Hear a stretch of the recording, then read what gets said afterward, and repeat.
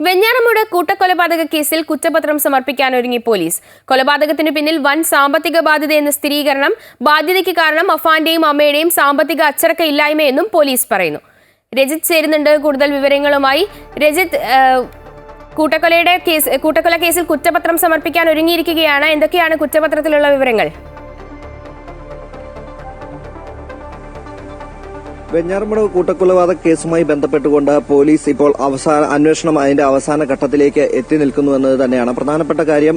ഈ കേസിൽ അഫാനാണ് പ്രധാന പ്രതി. അഫാൻ അല്ലാതെ മറ്റാരും ഈ കേസിൽ പങ്കാളികളില്ല എന്ന കാര്യത്തിൽ പോലീസിന് നേരത്തെ തന്നെ കണ്ടെത്തിയിരുന്നു. അതിനാൽ തന്നെ ഈ വളരെ പെട്ടെന്ന് തന്നെ ഇതിന്റെ കുറ്റപത്രം സമർപ്പിക്കാനുള്ള തയ്യാറെടുപ്പിൽ തന്നെയാണ് അന്വേഷണ സംഘമുള്ളത്. അഫാന്റെയും അതുപോലെ തന്നെ അമ്മ ഷെമിയുടെയും സാമ്പത്തിക അച്ചടക്കമില്ലായ്മയാണ് ഈ കൊലപാതകത്തിലേക്ക് നയിച്ചത് എന്നാണ് പോലീസ് ഇപ്പോൾ കണ്ടെത്തിയിരിക്കുന്നത്. വൻ സാമ്പത്തിക ബാധ്യതയാണ് കുടുംബത്തിനുണ്ടായിരുന്നതെന്നും പോലീസ് കണ്ടെത്തിയിട്ടുണ്ട്. അതിൽ തന്നെ 50,000-ഓളം രൂപ ആ കൊലപാതകം നടന്ന ദിവസം തന്നെ കടം വാങ്ങിയ ആൾക്ക് തിരികെ കൊടുക്കേണ്ടതുണ്ടായിരുന്നു. അതിനാൽ തന്നെയാണ് അത്തരത്തിൽ ആ തുക കണ്ടെത്തുന്നതിന് തലേ ദിവസം തന്റെ കാമുകിയായ ഫർസാനയിൽ നിന്നും 200 രൂപ കടം വാങ്ങിയാണ് അതിൽ 100 രൂപ പെട്രോൾ അടിച്ചിട്ടാണ് ഇവർ അമ്മയും മകനും കൂടി ബന്ധുവിന്റെ വീട്ടിൽ തുക കടം വാങ്ങുന്നതിനായി പോകുന്നത്.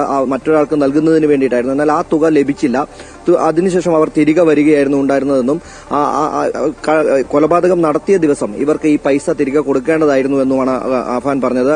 കടം വാങ്ങിയ ആളുകൾ വീട്ടിലേക്ക് എത്തുന്നതിന് മുമ്പ് തന്നെ എല്ലാവരെയും കൊലപ്പെടുത്തുക എന്ന ലക്ഷ്യത്തോടു കൂടിയാണ് താൻ പ്രവർത്തിച്ചതെന്നാണ് അഫാൻ മൊഴി നൽകിയിരിക്കുന്നത്. ഒപ്പം തന്നെ അമ്മയും കഴിഞ്ഞ ദിവസം ഈ അഫാനെയും അതുപോലെ തന്നെ അഫാന്റെ പിതാവായിട്ടുള്ള റഹീമിനെയും ഒന്നിച്ചിരുത്തിയും അന്വേഷണ സംഘം ചോദ്യം ചെയ്തു.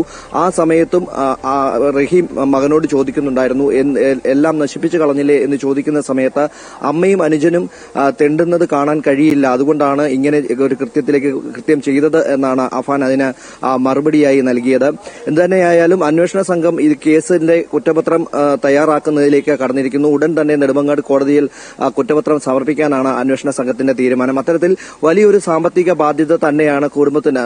ഒരുപക്ഷെ റഹീം അറിയാതെയുള്ള സാമ്പത്തിക ബാധ്യതയാകാം എന്നാണ് നമുക്ക് മനസ്സിലാകുന്നത്. നേരത്തെ റഹീം വ്യക്തമാക്കിയിരുന്നത് തനിക്കറിയാവുന്ന തരത്തിൽ കുടുംബത്ത് വലിയ സാമ്പത്തിക ബാധ്യതയൊന്നും ഉണ്ടായിരുന്നില്ല എന്ന കാര്യം റഹീം വ്യക്തമാക്കിയിരുന്നു. ഈ പൈസയൊക്കെ ഇത്രയും സാമ്പത്തിക ബാധ്യത നിലനിൽക്കുന്ന സമയത്ത് പോലും 2 ലക്ഷത്തിന്റെ ബൈക്ക് അഫാൻ വാങ്ങിയെന്നും അഫാൻ മൊഴി നൽകിയിട്ടുണ്ട്. ഇത്തരത്തിൽ വലിയൊരു സാമ്പത്തിക ബാധ്യത കുടുംബത്തിൽ ഉണ്ടായിരുന്നു എന്ന കാര്യത്തിലാണ് അഫാനും ഒപ്പം പോലീസും അത്തരത്തിലൊരു കണ്ടെത്തലിലേക്കാണ് എത്തിയിട്ടുള്ളത്.